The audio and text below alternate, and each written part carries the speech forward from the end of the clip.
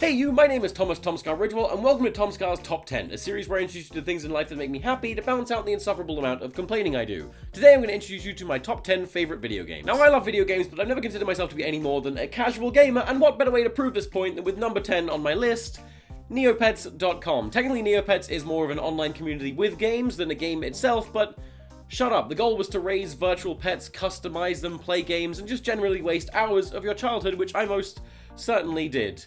A moment of silence to all the Neopets we left to starve for all eternity.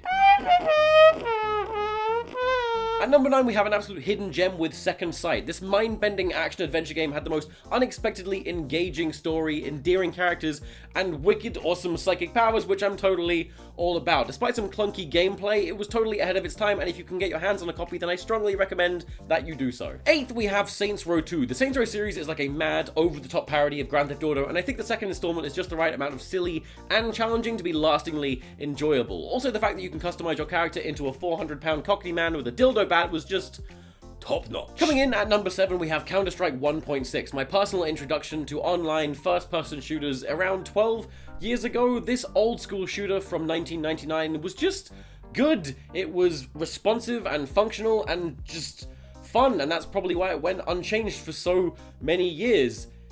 I wasn't very good at it, though.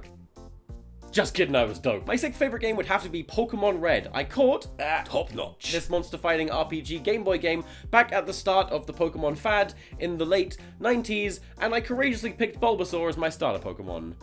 Yeah, I didn't have a lot of friends. Back then, there were only 150 Pokemon to catch, and the games were still almost impossible to beat. I can't even imagine what you poor souls are going through these days. My thoughts are with you. Number 5 is Halo 3, pretty much exclusively because of how many of my friendships were either formed or strengthened through playing this game. As far as totally gratifying but completely accessible shooters go, for me, Halo 3 just kind of comes out on top. I still remember playing shoddy snipers on Valhalla whilst blasting new metal and thinking to myself, Tom, this is the most fun you have ever had. Never forget this moment. So, thank you, Bungie. And number 4 is Black and White 1. Or 2. I couldn't decide. There's something endlessly therapeutic about throwing tiny villagers over mountains and then commanding your gigantic lion to poop on their incredibly dead corpse. Actually, I obsessively built utopian cities because I don't like making virtual people sad. I'm weak. My 3rd favorite game is Rockstar's Wild West open world masterpiece, Red Dead Redemption. I love this game so much, and everything about it is just beautiful. The story is gripping, the shootouts are gratifying, the world is rich with personality and experiences, and it's nice. The game can be as intense and exciting as you want it to be, or as tranquil and beautiful. It's just good. It's a good game. Phew. Cowboys. I don't know what I'm doing. Number 2 is the first and only game on this list that I can honestly say I am pretty damn good at, and that is Super Smash Bros.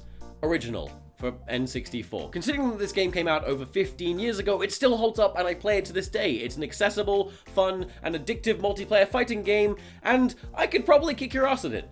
I could fox you up. Top-notch. Finally, before we get to my number 1, I wanted to list my honorable mentions, which despite being great, just didn't make it onto this list. Hitman Blood Money, Psyops, Enter the Matrix, Call of Duty Modern Warfare 2, Dragon Warrior Monster, Far Cry 3, The Sims 3, Mario Kart 8, XCOM, Fallout New Vegas. So, what is my all-time favorite video game to play? It's Grand Theft Auto, obviously. I love them all, but Grand Theft Auto 4, The Ballad of Gay Tony, comes out as my number 1, and I just love it a lot. It's good. It's got all the graphical and physics engine-y goodness of Grand Theft Auto 4, but with some more colorful characters and ridiculous story elements mixed in. It's like someone took Grand Theft Auto and Saints Row and just the best bits of them and just made a beautiful baby, and I like it a lot. I like it a whole lot. Okay, those were my top 10 favorite video games. Are they the best games ever? Not necessarily, just my personal favorites. So if you don't agree with my opinion, it doesn't really matter. Do you have a top 10 favoritist video games? Do you think there are any that I haven't listed that I might like? Please do let me know in the comments or make your own video, because video games. Thanks for watching. TomSka out. Ambush.